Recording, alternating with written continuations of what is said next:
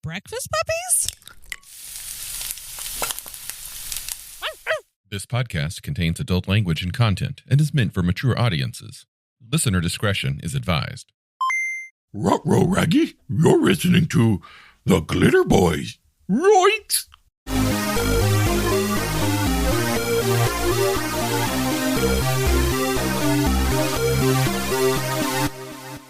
Welcome back, listeners. In what we hope will be the first of an ongoing series, we would like to talk today about being a noob to Palladium, a brand new player to the game, the system, and the world, and what that experience is like, and maybe how we can make it better. And to that extent, we've actually brought in our noob. Say hello, Brandon. Hi, Noob. Hi. Brandon is a new player to Rifts and Palladium as of this year, correct? Yeah, I played like a tiny bit in high school for like 20 minutes when we barely knew how to interpret the rules, but basically brand new. Oh, God, I feel light. Dude, get out. End of episode. No, okay. But yeah, we brought Brandon in when I started up a Rifts game to alleviate some of the COVID blues this year. And Brandon, what are your thoughts on your experience thus far? It's a harrowing ball of fun. I like that. I should put that on a business card. That's apt. Harrowing, huh? In what way? Well, it is a world full of things that will eat your face, eat your friend's face, possibly lay eggs in it. Oh, well, without giving away too much, we'll see what you think about this whole subject after tonight's session. Oh, no. But sadly, it's the last one of the year. I just want to bounce in and say that because I fiend for this. And yeah, we are recording here at the end of 2020. We have Christmas is next week. We're taking a break off for Christmas and New Year from our games. Well, I'm taking a break as the GM. I'm pretty sure everyone else would want to keep playing. I just need a break. I don't want to end the year with burnout. Therefore, I can start 2021 with a return to the games instead of experiencing that annual, I want to do something new. I think I can avoid it this year. I'm pretty bought into Rifts right now. Yeah. You better be. So you're not only fresh-faced to the system, but the character you're playing is a fresh-faced youngster, all bright-eyed and bushy-tailed. Yes, that definitely helps the embodiment, because like anything I don't know, well, he doesn't know either. So it just, it all rolls together. What other systems are you familiar with? Where did you come to Rifts from? Oh, boy. Well, I started out back in junior high, actually, with the West End Games Star Wars system. Fuck yeah. Raided my mom's Yahtzee set. It was good times. From there, I had friends that their mother was a single mom and worked at the post office, had weird hours. So she would just feed her kids with role-playing game books to keep them distracted and out of trouble. So we played like everything from D&D, the advanced and the basic sets up through second edition, the Conan Rollmaster system, I think it was, on to like Twilight 2000, where my first dip into the Palladium stuff was we did play Robotech for a bit. That was what brought us in, because yeah, I mean a little bit everything up through recently playing Fate games and your own Hammer Crawl. Basically, I play a little bit of everything. I'd like to step back and address something you just said. Now, Brandon, I know that you are our age, and that means you experienced gaming at the age that you've described around the same time, childhood, 80s and 90s, right? Correct. Yeah. How did you luck out and find a friend whose mom avoided the whole satanic panic and instead of locking up the games, showered the children with them? I have no idea. They just lived 2 doors down. Yeah, that's a golden ticket. Yeah. I kind of had, they had 3 kids that I rotated, one being my best friend at any given time.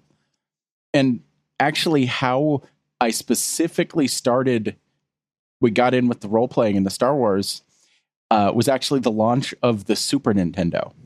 And the older brother had talked his mom into renting him, back in the day when they rented consoles from the video store, rented him a Super Nintendo and the one game that was basically available then, Super Mario World. And he invited me and another friend over. Well, of course, it's his game, so he's playing it all the time, like 90% of the time, 95%, Yeah. And then occasionally we'd hand off the controller, it would go to the other guy. So I got bored watching someone else play a video game for hours.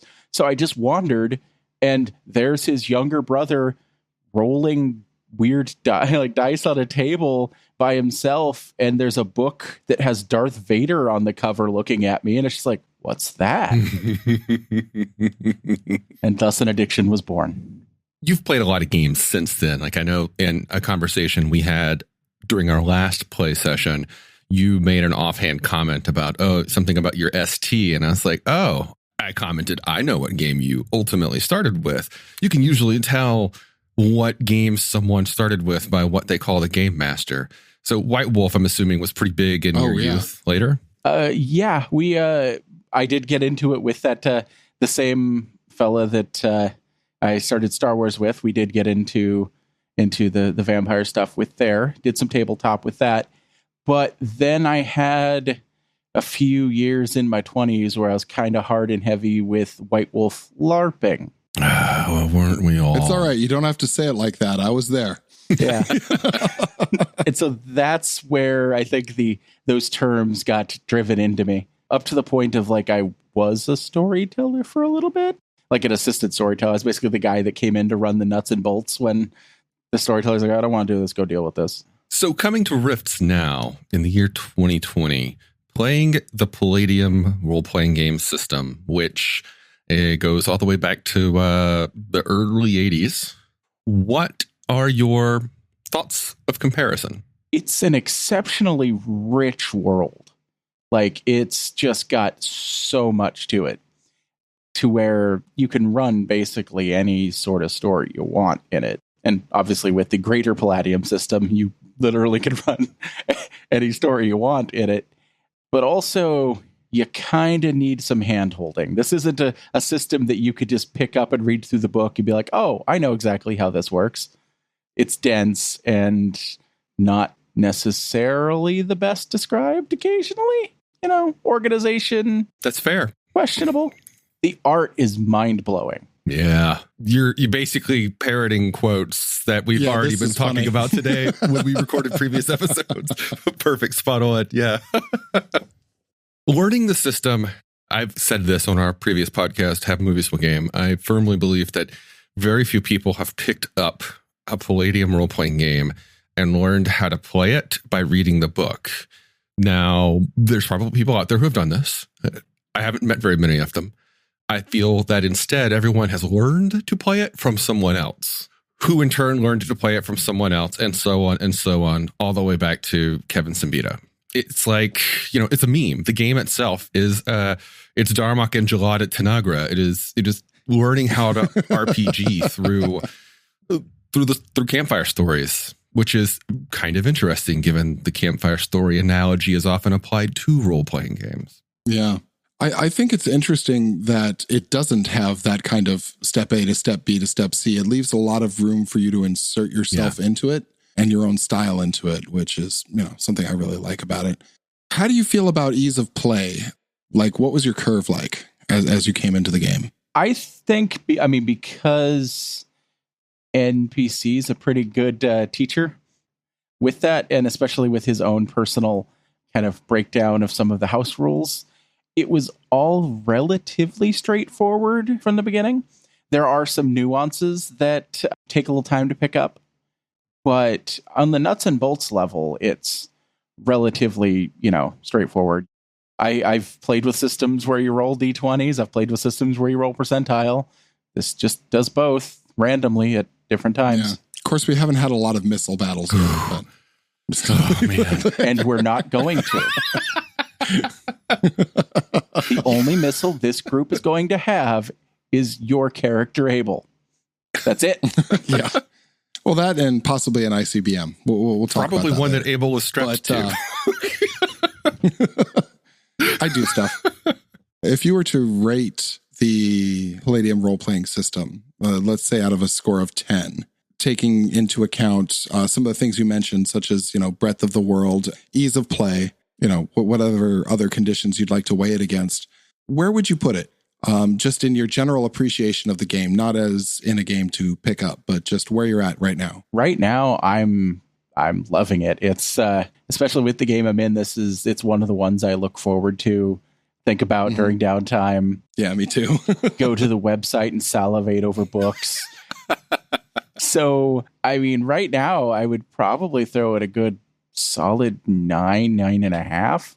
Like it's just, it's like the thing right now. It's, I could try to be all nitpicky and mark points for, some of the funkiness of the system, but I'm having fun, and that's the most important part. Absolutely. Excellent. What would you, on the same scale, what would you say on your pickup of the game? I think because of the situation in which I'm, in for picking it up, I would give it a good, like 8.5. Like it's everything's relatively, like I said, it's in there. It's taken a little time to kind of rock some of the magic stuff because of that system, but the bare bones of it, I've slid in pretty comfortably. Excellent. To be fair, this is a lot of that is probably on me. The reduction in points is probably on me because I, being the GM, but also being a game designer myself, am constantly fiddling with the house rules. So things sometimes change between sessions. It happens. Yes. You are by far not the worst of messing with the rules that I've experienced. Oh, well, thank you. I'm going to jump in and agree on that. I had an ST in a Dark Ages vampire game at one point that would have a new printed out packet of his changes to the rules every session. Oofta. Yeah, including we also ran a werewolf game, and he did 3 different versions of frenzy rules in one session. Oh, Lord. So you fiddle with stuff a little bit, but you're really not that bad. Yeah, I've experienced that same thing. We had a DM back when I lived in Atlanta who ran one of the only games around. And because he was obsessed with writing and fixing the rules, he had a hefty tome of his house rules that was thicker than the actual game itself, than Dungeons and Dragons. But then he made so many changes that he started writing up weekly minutes, printing them out, stapling them, and handing them each person at the beginning of each session. Like, this is the minutes. And the minutes were like changes that I've made, line item redactions and such. Oh, God. Yes. I hope to never be that. So bad. I've never been in a game like that. I just want to put that out there. This is not a shared experience. Yeah, no, they also expect that they hand it to you right at the beginning of game, and they expect that you will have read it and understood all of it before the game starts in 2 minutes. Yeah, well, fantastic. That sounds reasonable. I'm glad that I have not forced that upon you in this. No, not even slightly. Let me ask you, what do you think you would like to see in the game that you don't see? Like, there's not a lot of actual tabletop stuff or like, minis and terrain and stuff. So if you had Kevin's ear for a day, what would you like to see in the game as a new player? An index. I mean, in the actual books themselves. Oh, yeah. Not a separate tome. I would like to at least point out Palladium First Edition, Black and Red, has an index. And it's a good one. So it's something he picked up along the way. Yeah. Okay, yeah, that's fair. And a common thing that we've heard. Oh yeah, we'll gripe about that on numerous occasions. Any final thoughts about your Noob experience, Brandon? I mean, it's going along great. It's a world full of, like I said, wonder and terror.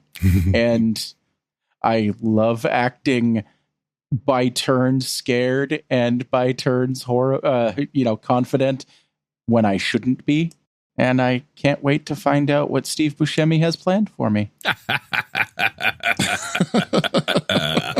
And on that, we're going to close this episode. Next time, find out more about this questionable Buscemi character. Thanks for listening. We'll talk to you later. Thanks for tuning in. Bye.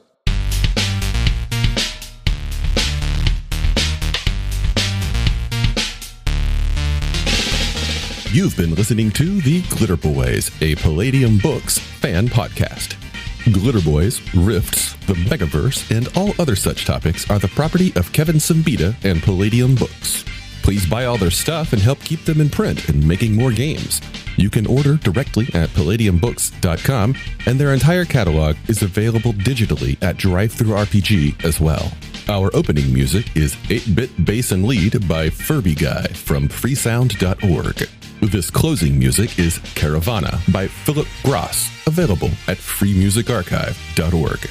All sound effects used are self-made or acquired via Creative Commons Zero license. If you like what you have heard, find us on Twitter and Facebook as The Glitterbois. That's BOIS. And check us out online at breakfastpuppies.com/glitterboys. And also join us on the Breakfast Puppies Network Discord at breakfastpuppies.com/discord. And if you want to help us out, please spread the word and help us build a community. Thanks again for listening. We'll catch you next time.